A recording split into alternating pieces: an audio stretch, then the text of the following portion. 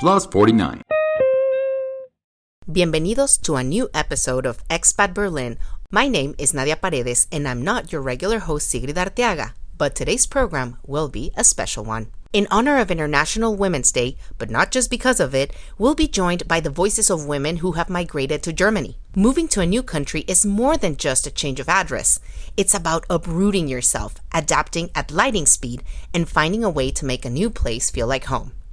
Today, we're sharing their journeys, the struggles, the triumphs, and the lessons learned along the way. Their stories go beyond borders, reflecting the universal experience of migration and resilience. So stay with us for a special edition of Expat Berlin. We hope you enjoy it.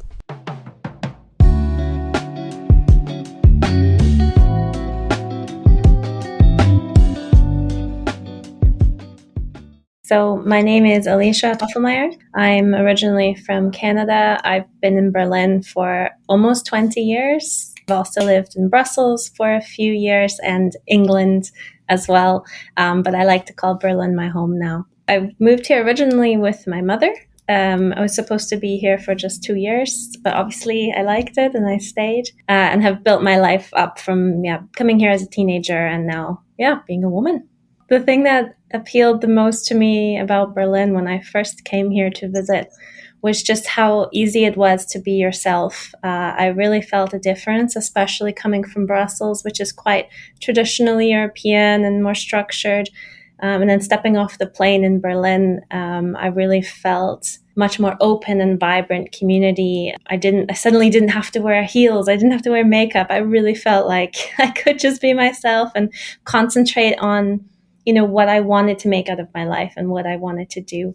Being a woman, I think it's still a work in progress. I think we're living in a very exciting time where, we're standing on the shoulders of giants, of really strong feminist activists who have created a path for us that's not quite complete yet, but that we're able to experience and do so much more now as women than ever. And something that I've struggled with a lot in my life is imposter syndrome. And I know that a lot of women and people in general have the same. We're constantly doubting ourselves. Is this something I can do? Is this right for me? And I think the most important advice that you can take is just reach out for help. You don't have to do everything by yourself. If you already have the idea to do something, that's the first step. And if you feel like there's something you don't know or you need help with, then ask. There are so many ways now to find community, to find help. Online, there are institutions set up for that. It's really, really necessary. And it's something that we're not that good at as women. Asking for help can feel very vulnerable, but it's critical. We need to build the community up.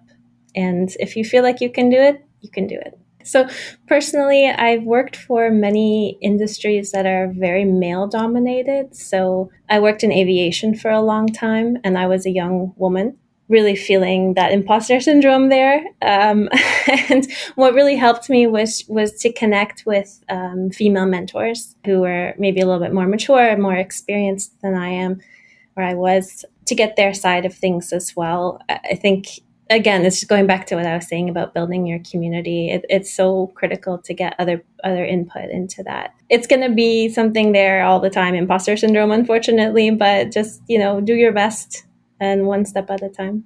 I think, so this is also quite personal. I have a young daughter. She's almost 6. And I think about this a lot on the way that I'm raising her and what kind of values I would like to see in her and her peers. I think for me, I really focus on teaching her critical thinking to make sure that she can approach situations with a little bit of skepticism and some options in her mind. I think growing up in Berlin, especially, not just Germany, but in Berlin, will present a lot of negative and positive experiences and options. So being able to approach those with the best critical thinking skills is very important. Yeah, for women in Germany, it's difficult. We just had this election that will affect all of us as as living in Germany. But I tried to remain positive. I tried to look at leaders of the business community, especially like Vera Posner. She's doing great work in terms of uplifting women in startups and business. And yeah, so just trying to stay positive and again, keeping with your community and building your community if it's not there is the best thing that I could say.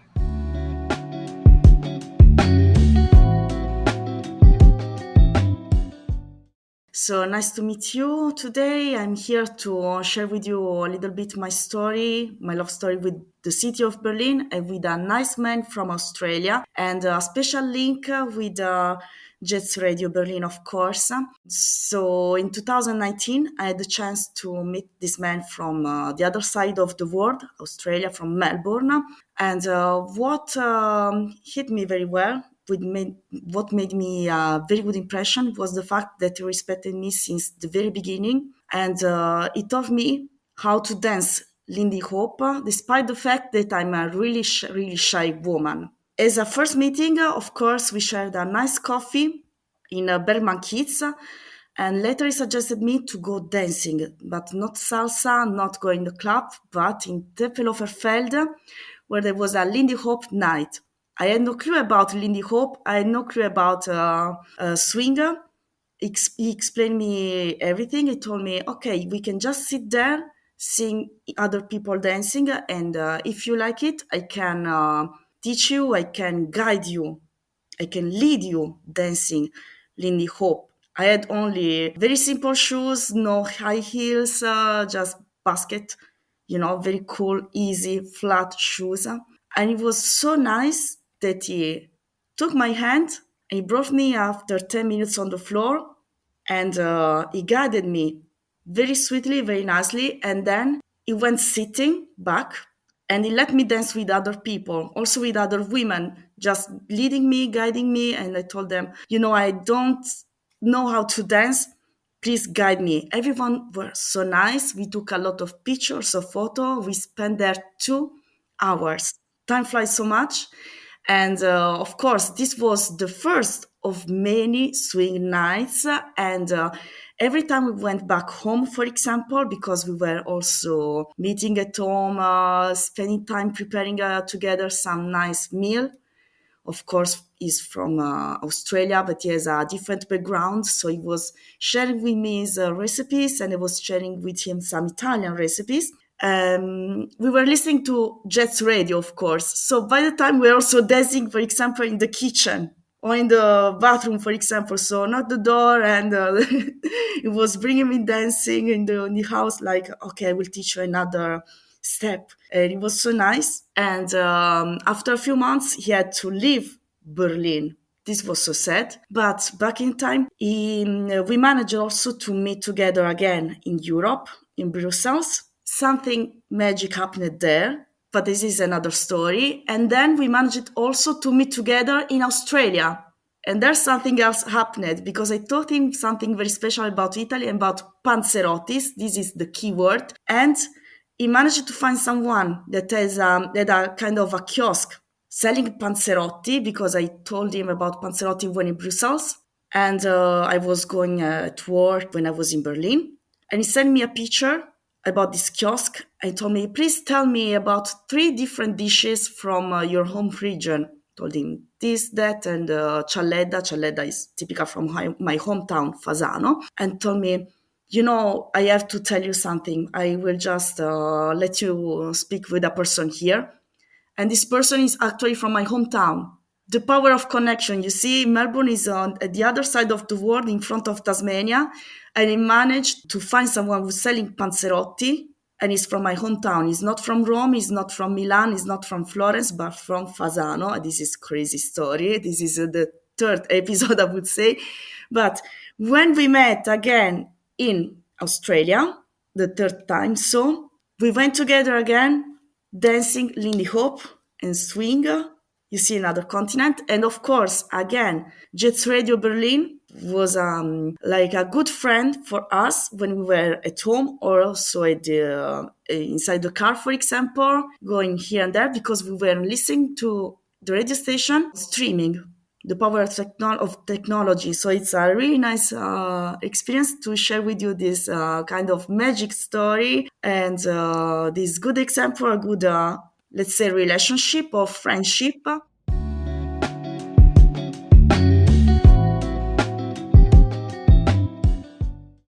In honor of International Women's Day, let's reflect on the significant milestones of the women's movement in Germany and the long journey to equality. The movement began in 1865 when Luise Otto Peters and Auguste Schmidt founded the Allgemeiner Deutscher Frauenverein, or the General German Women's Association. This marked the birth of organized feminism in Germany. The association focused on improving women's access to education, securing fair wages for equal work, and enabling women to earn a living independently. Luise Otto Peters believed that women could only become truly independent if they had the right to education and meaningful work. Though the association did not initially focus on the right to vote out of fear of legal repercussions, the groundwork was laid for future activism. In 1911, the first International Women's Day was celebrated on March 19, with over 1 million women marching in Germany and around the world demanding equal rights, including suffrage. The protest marked a turning point, transforming the women's movement from a small grassroots cause into a mass movement for equality. International Women's Day has been celebrated annually since 1921, growing to symbolize the fight for women's rights across the globe. It is now celebrated on March 8. The year 1919 brought another groundbreaking moment in Germany's history: the right for women to vote and stand for election. The first federal elections of the Weimar Republic saw 82% of women cast their votes, and 37 women were elected to the Reichstag. This marked a major victory in the struggle of political representation and equality, as women made up 9% of the German parliament. However, this was just one step in the ongoing battle for gender equality. In the post-war era, the 1949 German Basic Law enshrined the principle of gender equality, but women still faced significant legal restrictions. For instance, until 1962, married women had to obtain their husband's permission to work or open a bank account. They were unable to manage their own finances or enter into contracts without their husband's consent. These restrictions persisted until the 1970s, when women's legal rights gradually improved, granting them greater independence in both the public and private spheres. As we reflect on the journey of the women's movement in Germany, we also acknowledge the ongoing fight for equality. Though we've come a long way, there are still challenges to overcome. And International Women's Day serves as both a celebration of how far women have come and the work that remains in achieving true equality in all aspects of life. It is a day to honor the voices that have shaped history and the countless women who continue to push for change today.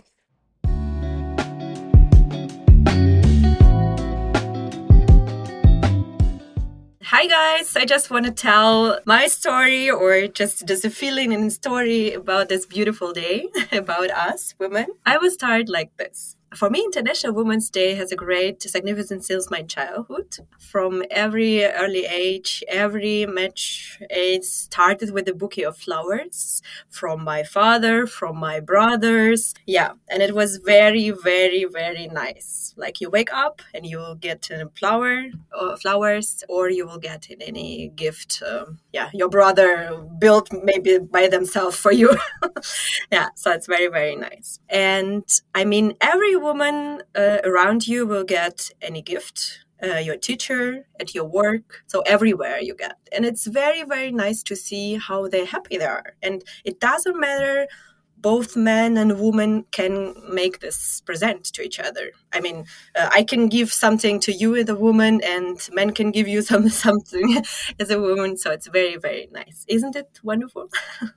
So what the most amazing is that after moving to Berlin, March 8th took on a new meaning, as Berlin offers so many choices to women about who they are, who they want to be, and what kind of life they want to build. Being single, married, dating, having children or not, purchasing career or pursuing career, or simply learning through something like life, studying. And this is really beautiful. In Berlin, there's one important woman to me. Sigrid, it's you, the main host of this program. You're an example of a woman who supports other women, builds her career, and helps everyone who moves to this city or country. You're simply included in person in your life, and they automatically become part of the community. And this is very, very important for everyone who is new in the town or in the country. And your friends become my friends, and we make new friends together. So it's, I mean, you're really important for this city, and this is the what you do with this program as well. And I believe that March 8th is your day, Sigrid. And one more confirmation of this is that you give so many women the opportunity to share their stories on this program for this day.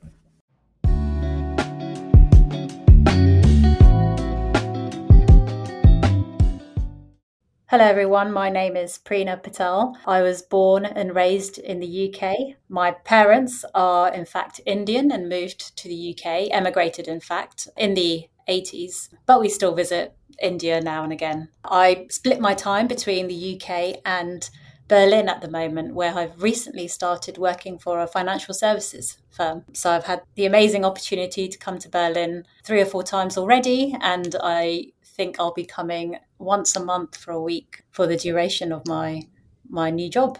I'm really loving Berlin. I'm loving the lifestyle, the culture, the openness, and generally the people. And I'm pleasantly surprised by Berlin in that there's lots of food options available. I think I had a stereotypical view of food in Germany. Myself, I'm vegetarian, so I was expecting to be firmly disappointed being faced by schnitzel all the time. But actually, Berlin is amazing for its varied food culture and just the diversity you can get in food and in vegan restaurants.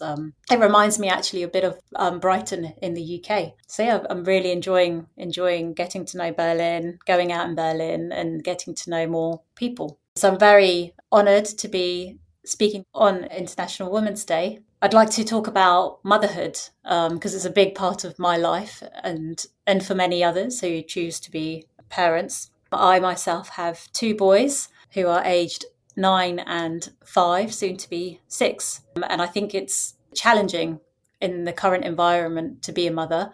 I'm full-time working, so that adds to the challenges. But we all have our challenges when it comes to parenting. But I believe and I have hope that the environment is becoming better for parents, especially parents who want to continue working full-time. This belief is based on 2 kind of shifts I've seen in thinking around what it means to be a parent and the dynamic between parents at home. So firstly, I've definitely seen a shift in fathers in heterosexual relationships taking more of an active role in parenting. And this can be anything from taking parental leave at the beginning, changing nappies, getting stuck in. And this shift, I think, is not only pushed by the mothers, demanding that the other half, the dad, does more, but also a realization for dads that actually being a hands-on parent is really rewarding and really fulfilling, and dads wanting to be more involved early on in parenting. So I think there is a bit of a cultural and mindset shift that I've witnessed taking place, and this has meant that it's no longer considered or automatically considered that the default parent is the mother. And secondly, the other positive change I'm seeing that helps mothers is that mothers' rights are getting or have gotten stronger. This is especially in the UK, where maternity leave, which is taken, available to mothers for a year, can now be shared with the other parent. So it's not only the mother that's entitled to a full year off, but also the other partner. Also, it's becoming more acceptable to offer more paid leave. So it's becoming more attractive to women to stay in full-time work. And in the UK, flexible working is becoming more the norm. And that shift was really seen after COVID, where companies realised actually people can make flexible working, remote working work. And it doesn't necessarily have to be considered a detrimental to the business or seen as a negative and a judgment on the person wanting to work flexibly, that they're not so interested in their career anymore. So I have hope and optimism that things are getting better for mothers and mothers' who want to continue working.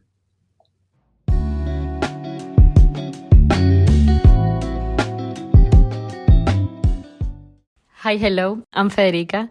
I have 6 years living in Berlin, and here I started my own business. It's called Uphaving. And no one tells you when you're moving to a new country or you're starting a business that will mean a lifetime of hilariously awkward moments. From accidentally using the wrong word in German, sometimes even in Spanish, to stepping into rooms where people just expect you to act in a certain way. This journey, the migrant and the entrepreneurial journey, is full of surprises, cultural shocks, challenges in general. But here's the thing, if you can't laugh at yourself, you're going to have a very hard time. And I believe that's when being raised into the mold, the cast of the feminine gives you. Because growing as a woman gives you certain flexibility. You know, you tend to develop skills like active listening, taking feedback without losing your mind, or navigating rejection with your head held high. While some men raised in the traditional male caste often struggle with their ego in these situations. And as women, we have been socially conditioned to adjust, to read the room, and to manage expectations. So we tend to handle these moments more smoothly. And not because we are naturally better at it, really. It's because we have been culturally taught to manage discomfort better. And that wisdom is a secret weapon when it comes to migration and business. Because the reality is that you will face rejections from investors, from landlords, sometimes even from club bouncers. You will find yourself in the most bizarre situations, like sitting in a business meeting where someone assumes that you're the assistant, or just understanding or saying things hilariously wrong. And the best way to deal with all of that is just to laugh at yourself and then to go into everything with a learning mindset, right? Instead of seeing this moment as failures, you can embrace them as part of the journey. And honestly, that's what made Uphaving possible for me. It was just the ability to laugh at the chaos, to roll with the unexpected, and to find the joy in doing things differently. And Berlin is the perfect city for that, because people here refuse to take themselves too seriously. And that's where you can mess up, you can reinvent yourself, and you can find people who love the weirdness of it all. So yeah, that's what I love, and that's my learning.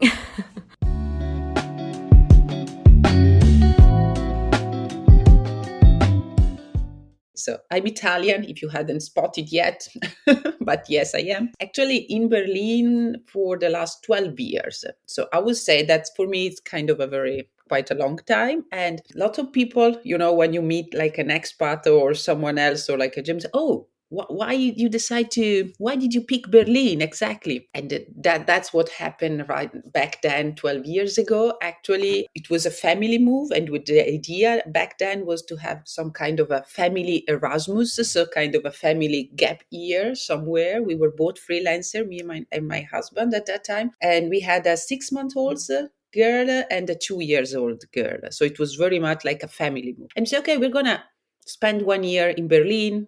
We know the city a little bit. It's fun. Let's do it. And then that shows how good we are in planning. It was 12 years that we are here. I would say that I kept on going with my job. I was editor-in-chief in Italy for magazines, and I kept on doing in another format the same role also here in Berlin. But what happened also, and that's life, luckily, I also 5 years ago, I went back to study. And so I moved also into the coaching and mentoring. So what I did, it's like, when you over 40, things change in a way, and you look back, you say, okay, I've achieved a couple of things and kind of proud of that, but I want more. There's like new layers you want to explore. And so what I do now, they kind of support creative business entrepreneurs or creative businesses from two sides, I would say. I take care very much of the human behind the entrepreneur. So I work on both, on the inner journey and on the business journey. This was very useful for when 2 years ago we were kind of in group, let go from the American company I was work for. So I was taking care of the Italian magazine of a very big company. We were let go, and that was kind of okay. So that was kind of a good kick into moving just 100% into the coaching. For us, and I talk plural just because right now every decision when it comes to where should we stay, should we go, should we move somewhere else, it's a family decision. It's always open, and it's kind of a constant topic in our relationship also. I'm not saying a good one, but still it's always there. So, should we go back to Italy. It's easier in a way. It's more relaxed and chilled. You feel that you belong, even if you don't belong anymore. That's kind of the point, right? We all know the moment you move, it's like you're not at home anymore anywhere. But that's kind of, I'm okay with that. But sometimes you also want just to change. We also consider other countries, so the discussion is still open in a way. But we would right now definitely stay in Europe. Let me put it in this way. A lot of people say, oh, you are in Berlin. How's the nightlife? Okay. How's the clapping? I know it's great. No way. Again, 6 months old girl and 2 months old. I should invest all my money in a babysitting all night long. And I'm not even interested right now in that because I'm too tired. So that's where I was right at that time. I would say that it was incredibly to move with kind of 2 little girls were incredibly hard and tiring, but at the same time, there was a good side of that was extremely exciting. And this excitement, this curiosity towards a new country is very helpful. It's like very much a self-care for a woman with 2 small girls.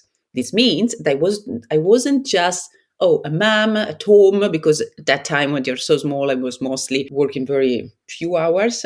You are not just that stuck in this routine, which is great, but still it's a very tough and strong routine and everyday life. You are also exploring. You are also getting into a new country, which is hard, that makes you feel more empowered. There's kind of this thrilling somehow that for me was a very good kick as a woman and as a mom. So we were both kind of feeling like an explorer at that time. I remember also with my daughters moving around. I don't know how the kitas work here, how people interact with children. And here I could tell 1,000 of good and not so happy stories, good one and not so good one. We are still considered very loud, and that, oh, your kids are so creative and everything. So this kind of, curious way to see from a German's perspective or from an Italian perspective as someone that is kind of just moving as I'm doing right now, my hands in a very chaotic way, but still I'm okay. I'm calm. And is not seen as this. So I would say that it was very much a bit as an adventure. So with all the backlash and bad sides, so tiring, definitely. We especially loved, and that's one of the main reasons that we stayed, especially loved, I would say, the kita time, so the kindergarten, as it is here in Germany, compared at least to Italy or to maybe other Mediterranean or Latino country. That was very helping kids to get independent. They were going out no matter the weather. So that was very nice for me. That was kind of, I learned also I added a new layer to my being a mom. So not just the classic Italian mom, a little bit more anxious and worried, but very chilled on one side. So that was that was quite cool in a way. I think that time it's very peculiar for Germans, and I especially like that. Then when you move into, let's say, gymnasium and secondary school, that's more normal. They are getting more into the classic good German in a way. So that was, let's say, ups and downs and the little roller coaster that I've been through coming here. Plus 49. Ask a German. Hey, my name is Jen and I'm from Guatemala and I've been living in Germany for 12 years. And I have a question for you, Yvonne, as a German. How do you understand customer service? In Germany? In Germany, of course, as a German. That is a very good question. So actually I have 2 thoughts straight from my head. One is customer service is the department of a company that I need to interact with. If something with my purchase or order or whatever I'm seeking from them is not running smoothly, something's wrong. So first of all, as a very, very efficient German, you're defining what it is. Yeah. That's how I understand it, right? Okay. So I only get in touch with the customer service department in that sense, with dem Kundenservice, if I need something different than what I got, right? And then I expect a resolution of my challenge, problem, issue, whatever it is. And that should be straightforward. It is very transactional. Then I have the customer service where I think of the service rendered, let's say, in a store, at a restaurant, somewhere where I just interact with humans without actually something is going wrong in that sense. And there, to be honest, in Germany, I expect purely the delivery of the service without any hiccups. I don't expect overall friendliness because that's not part of our culture. I expect just general friendliness, which is pretty much just doing the job with a thank you, with a please, maybe a small smile, but nothing super over the top or, totally wooing the other person. That is definitely not what I understand under customer service in Germany. But I also don't understand rudeness. Yeah, okay, but that is maybe a funny rudeness when you go to a Brauhaus, like a German traditional restaurant and brewery. There, I would say that the interactions with the waiters tends to be a lot more bantering and a little bit, I don't know if aggressive is the word, but it's harsher. It's harsher. It's more transactional. So it's definitely harsher, and there you definitely don't expect a smile. And I think as a German, I sometimes understand their extreme dark sense of humor, but as a foreigner, I would not. And then I would perceive them as super rude, definitely. We always joke about that that's actually part of their job description. Yeah. That is just part of the experience you get when you go to a Brauhaus. But we've also experienced some that actually do joke with you. So I think it really depends a little bit, like always, on the person and maybe also on yourself. With what playfulness or not do you approach the situation? Yeah, definitely. So in your definition, you're saying that in a customer service, when you have a problem, your perception of a good customer service is that the issue was solved without much hiccups, very smoothly, and no big deal. Correct. And when you go to a restaurant or shop, it's pretty much having an interaction. So at the end, you get the service that you're expecting delivered in an efficient and as short as possible time frame. Correct. Lately, on the other hand, I have actually been wooed by a couple of companies where I reached out for whatever reason and I got the task solved, or an explanation at least for me to help understand why this happened. And then I actually got more from them than I ever asked for. So that was like, wow, that is for me amazing customer service. Okay, that is super interesting because I think we have the expectation as foreigners sometimes that customer service needs to be this super wooing and lovey-dovey relationship. But as a German, you see it differently. And that's, I think, the point of this section. Thank you for sharing. Thank you for asking.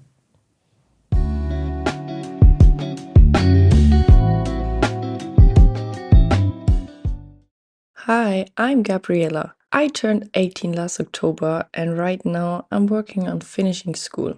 Turning 18 is supposed to be a huge milestone, not just because you're finally allowed to drive on your own, something I've been waiting for a long time, but it's also start of adulthood, freedom, the moment where you have everything figured out. But honestly, it's mostly just a mix of excitement, pressure, and a million questions about the future. On one hand, it's an amazing time to be a young woman. We see female CEOs, astronauts, athletics, and politicians proving that anything is possible. We have our opportunities than ever. We can speak up, we can make real changes. That's pretty inspiring. But let's be real, just because we can be anything doesn't mean it's easy. There's so much pressure to pick the right career, to be independent but also successful, confident but not too confident. We are supposed to chase our dreams but still play it safe. And as much as things have changed, there are still moments where we have to prove ourselves twice as hard. Then there's the whole future thing. The world is changing so fast. AI, climate change, new jobs that didn't even exist a few years ago. And of course, politics. What will life look like in 10 years? Will we have stable careers? Will we actually have work-life balance? And will women still have fight for their rights we thought we'd already won? I don't have all the answers, but who does? But I do know this, our voice matters. We get to shape what comes next, to define success in our own way, and to push for a future where being an 18-year-old woman means real possibilities, not just the illusion of them. And that's pretty exciting.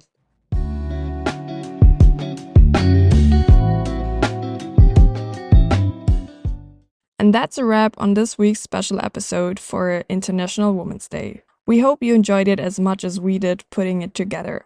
A huge thank you to all the incredible women who shared their powerful stories with us. It's been such an honor to hear their experiences and reflect on their journey toward equality.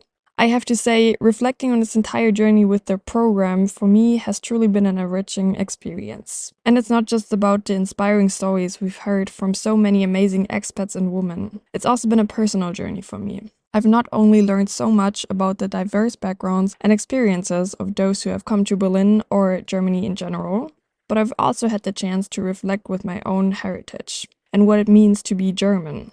And working on all this with Sigrid, the stories we've shared and the laughter we've had has been an absolute joy. Anastasia already told you about what an amazing woman she is, and I can only 100% agree. She's such a warm and inspiring person to collaborate with, and I'm truly grateful for the opportunity to share this journey with her. I've learned so much, and I think it's been an important reminder of the value of listening to diverse voices, celebrating the achievements of women, and keeping the conversations about change and progress alive. So, thanks again, Sigrid, for everything. And stay tuned for next week, where we will once again cover the latest news and updates. Until then, stay safe, stay curious, and keep celebrating the amazing people around you. Goodbye!